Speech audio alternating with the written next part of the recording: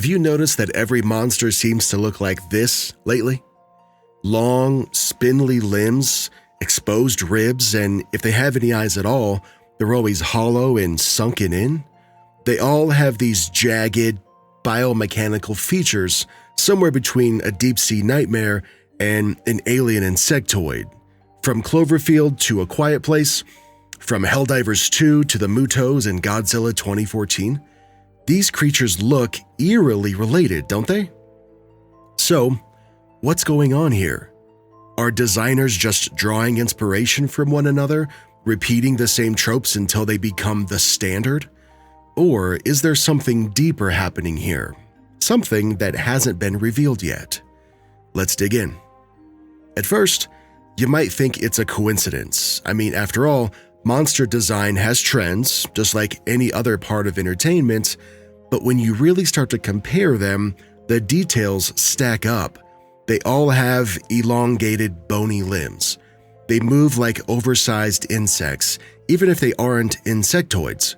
They tend to have this exoskeleton-like structure. Sometimes they're organic, sometimes they're armored, and their heads are often strangely proportioned with very minimal facial features. Have you also noticed that most of these monsters don't really have a face? Or at least one that we can recognize? You could call that a stylistic choice, of course, but what it really is psychological horror at its finest. Humans are wired to look for faces, right? It's called pareidolia. We see faces in tree bark, power outlets, even in burnt toast, but these monsters, they deny us of that satisfaction and that pattern recognition.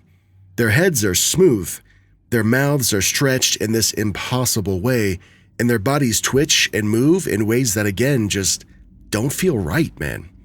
It's the same reason that people find masks unsettling. When you can't read something's expression, you don't know what it's thinking. You don't know what it wants. And if you can't understand it, then, well, you can't predict it. That's scary. Maybe that's why these creatures work so well across different movies and video games. They trigger something a little bit ancient in our brains, something that says, hey, this is not an animal, this is not a person, this thing is wrong. Run. They all look like something that came from the same evolutionary branch, as if they're a different species of the same creature. But how? Let's start with the simplest explanation. Maybe monster designers are just working off of the same inspirations. The Cloverfield monster was a massive influence when it debuted in 2008. It was a break from the usual kaiju formula. He was leaner, stranger, with unsettling infant-like movements. Now, many monster creators have cited that as an inspiration. Similarly, Godzilla 2014 took this aesthetic and expanded on it with the MUTOs, creatures that feel weirdly at home alongside the Cloverside beast. And A Quiet Place took it even a step further, making its monsters leaner and more grounded while keeping the same spindly, unsettling looks. So is it just a game of monster telephone? A design trend that keeps feeding into itself? Maybe. But if that's the case, then why does this specific design feel right? Why does it keep showing up again and again across completely unrelated franchises? What if the reason is something else? Here's a wild thought. What if these creatures are the same species? Not in canon, obviously. These are all separate franchises, of course. But in this bigger picture sense, what if all of these monsters represent one type of intergalactic life form? One that takes slightly different forms depending on where it's from. Think about how different primates evolved across the world. A gorilla and an orangutan don't look alike at first glance, but they do share a common ancestor. And in cryptozoology, many believe that Bigfoot, the Yeti, and other similar creatures are just regional variations of the same undiscovered species. What if that's what's going on here? Maybe the Cloverfield monster is a juvenile form of the same species that the MUTOs belong to. Maybe the Terminids from Helldivers 2 are a hive-based subspecies, while the Death Angels from A Quiet Place are this adapted predator variant. Could it be that this type of creature is just something that exists out there, somewhere on multiple planets, across different evolutionary paths? It's a fun idea, right? And the more you think about it, the less far-fetched it seems.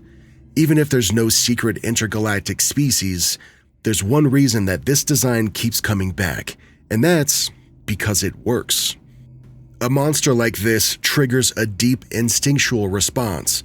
It taps into something deeply primal that I can certainly relate with, and you probably can too, and that's our fear of insects, and our fear of deep-sea creatures, and our fear of things that just don't move right. The lack of a human-like face makes them harder to relate to, and their strange, twitchy movements keep them unnerving.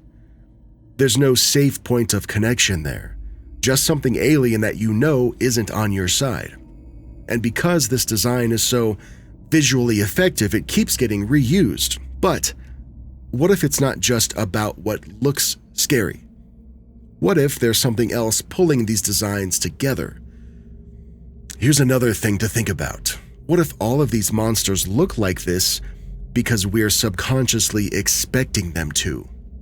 Think about how aliens have changed in pop culture. The classic little green men have all but disappeared. Instead, modern aliens tend to be taller, even more spindly, and eerily insect-like as well, right?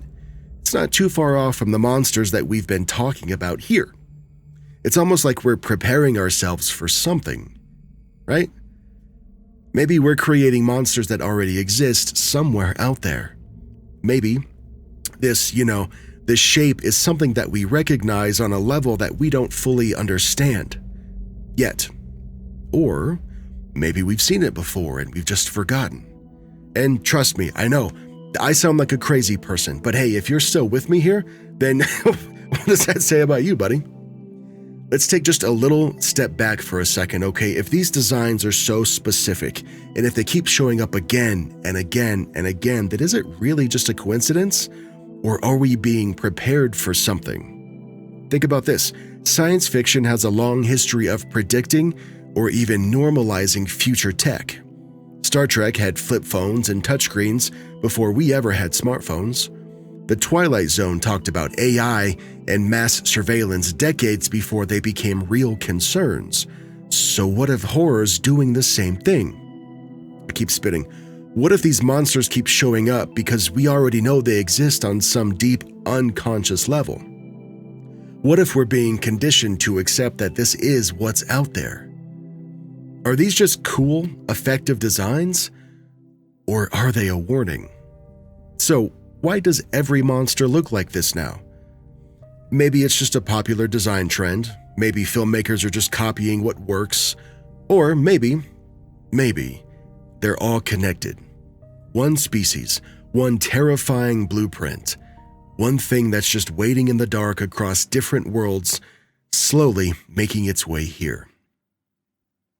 Hey, if you want to hear me talk about monsters for a little bit more, I've got 2 videos on the screen right now where I do just that. I think the camera's been out of focus this whole time. Okay, have fun. Bye.